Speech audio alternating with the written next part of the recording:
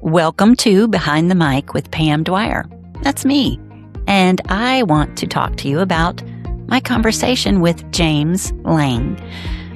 There were so many places this conversation could have gone, and believe me, James and I went to a lot of them.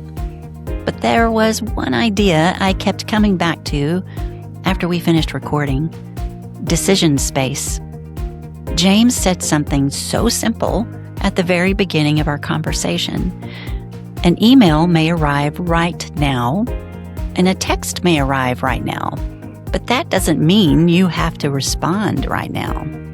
And I thought, James, you just described delay the binge.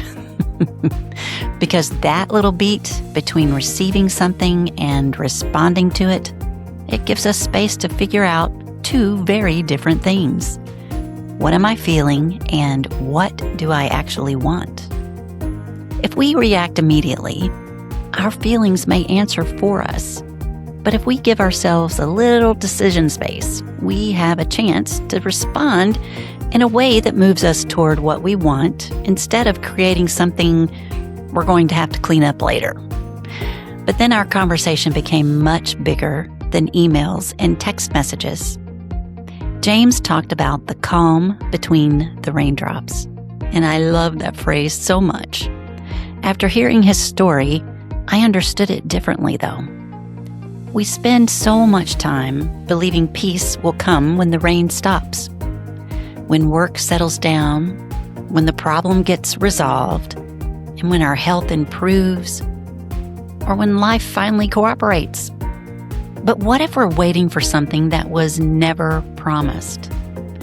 James has had to think very differently about time and what deserves his energy. He talked about how clarity changes when you realize you don't have unlimited time to waste, and about wanting to use what he has learned to leave something useful behind for other people. And that's what stayed with me. Building momentum doesn't always mean moving faster. Sometimes it means becoming more intentional about what you're doing. Sometimes momentum is one email you don't answer angry, one thing you decide doesn't deserve your energy, one moment you actually notice instead of rushing through it, one choice that moves you toward the person you want to be. Maybe we don't need to wait for the storm to pass before we start living. We just need to get better at noticing the space between the raindrops. That's what stayed with me from my conversation with James Lang.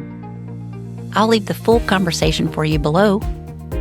Pause, choose, build momentum, and finish stronger. I'll see you next time on Behind the Mic.